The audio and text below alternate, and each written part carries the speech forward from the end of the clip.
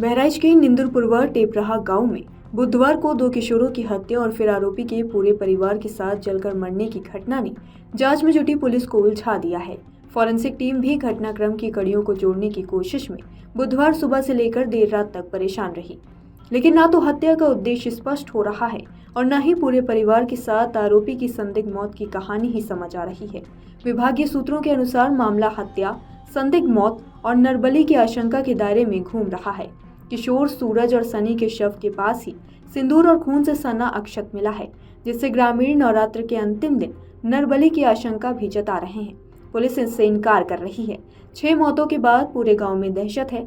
सभी की जुबान पर यही सवाल है कि आखिर विजय कुमार मौर्य ने जिन किशोरों को काम करने के लिए घर बुलाया, उन्हें मौत के घाट क्यों उतार दिया।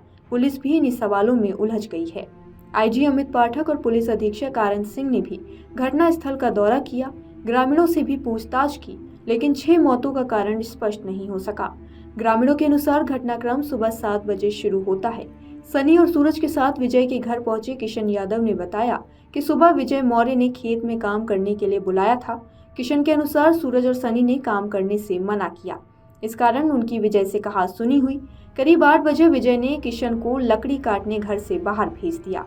लौटने पर किशन ने देखा कि घर के बाहर भीड़ लगी है। सूरज और सनी के लहूलुहान शव आंगन में पड़े हैं।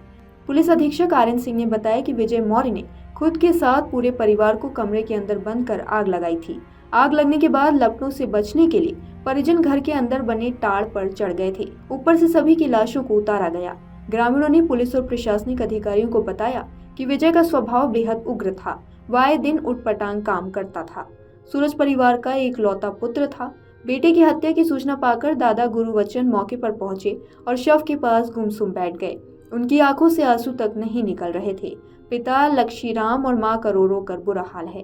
बहराइच में लहसुन की बोई से इनकार करने पर निंदुपुरवा टेपराहा गांव निवासी किसान विजय कुमार मौर्य ने बुधवार सुबह 2 किशोरों की धारदार हथियार से काटकर हत्या कर दी।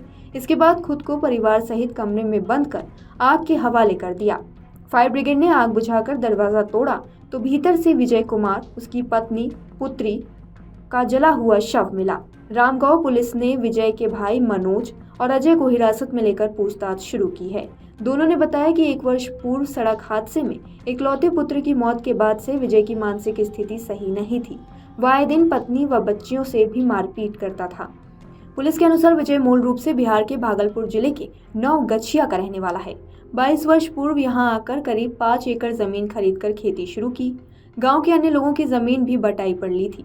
उसके दोनों भाई भी यहीं अलग अलग मकान बनाकर रहते थे। बुधवार सुबह खेत में लहसुन की बोई के लिए विजय ने गांव निवासी सूरज यादव, सनी वर्मा और किशन यादव को घर बुलाया। सूरज और सनी ने महानवमी होने के कारण काम करने से इनकार कर दिया। नोकझोंक के बीच विजय ने किशन को लकड़ी काटने के लिए घर से बाहर भेज दिया। सूरज और सनी से गुस्साए विजय ने घर के आंगन में धारदार हथियार से वार कर दोनों की हत्या कर दी। इसके बाद मवेशियों व खुद को पूरे परिवार के साथ कमरे में बंद कर आग लगा ली। आग भड़कने पर पूरा परिवार चीखने लगा। शोर सुनकर ग्रामीण दौड़े, लेकिन आंगन में लहूलुहान सूरज और सनी के शवों को देखकर सभी के होश उड़ गए। कुछ देर बाद फायर ब्रिगेड और रामगांव थाने की पुलिस मौके पर पहुंची। किसी तरह दरवाजा तोड़कर आग पर काबू पाया गया, लेकिन तब तक भीतर बंद पूरे परिवार और मवेशियों की मौत हो चुकी थी। अगर आप ये वीडियो YouTube पर देख रहे हैं तो हमारे चैनल को सब्सक्राइब कर बेल आइकन दबाएं और Facebook पर देख रहे हैं तो हमारे पेज को लाइक करें।